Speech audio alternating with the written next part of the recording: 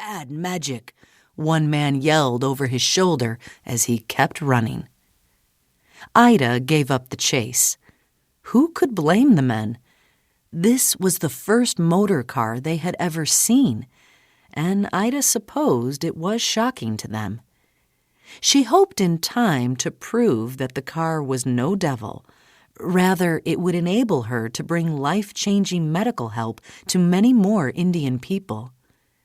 Before the arrival of the car, it had taken her 3 times as long to get out into the country, and the bumpy rides on the lumbering, springless ox carts had left Ida bruised and sore.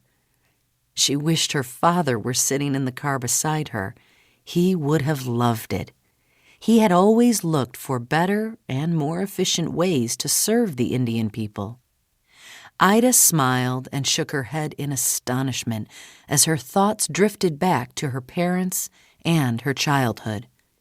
She could hardly believe that these medical trips into the Indian countryside were now part of her life. Ida had been born in India, where her father and his father before him had served as a medical missionary. Growing up, Ida had been sure of one thing: she would never follow in her father's footsteps. In fact, she was angry whenever anyone suggested it. Instead, she had wanted to spend the rest of her life in the United States, keeping the horrible images of dying Indians and starving children as far away as possible. But now, here she was, living and working in India as a missionary doctor. As the car bumped along the curvy dirt road, Ida smiled again in amazement.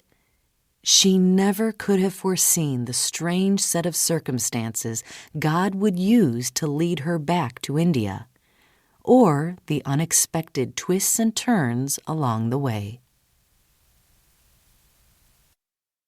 Chapter 2. A Better Place to Live. "Ida, come here. Mama needs you." Ida heard the call from her hiding place behind the big water jar in the kitchen. She peeked out and saw her mother walking toward the door. Something about the way her mother walked made Ida pay attention instead of turning the search for her into a game. Ida slipped out from behind the jar and followed her mother. As she stepped out the door, Ida was shocked to see hundreds of small children being marched into the backyard. As the children entered the yard, Ida's 2 older brothers organized them to sit in rows. "There you are," Sophia Scudder, Ida's mother, exclaimed, putting her hand on her daughter's shoulder. "Come with me. You can be in charge of feeding the children. Give them 1 chunk of bread each. That's all they can have. Can you do that?" 6-year-old Ida nodded, though in truth she was very confused. Her mother had never before put her in charge of anything, much less feeding hundreds of children younger than she was. With a brisk efficiency that served her well as a busy doctor's wife, Mrs. Scudder showed Ida the basket filled with broken chunks of bread. "Start at the front," she said, "and when you have fed a whole row, wave to Walter or Henry, and they will escort the children out the gate. Charlie will stand guard to make sure they don't come in again. There is only enough food for 1 piece each. There are government guards outside to make sure no adults get in, as we have only enough to feed the children. Do you understand?" She knelt down beside her daughter, and Ida could see the tears in her mother's eyes. "Just 1 piece each, because otherwise there won't be enough to go around."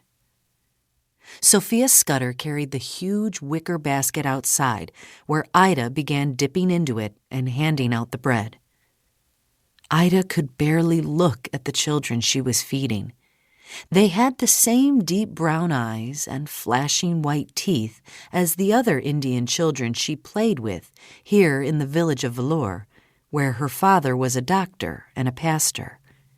But unlike her playmates, the children in front of her had protruding stomachs and stick-thin arms and legs. As Ida moved down the rows, the children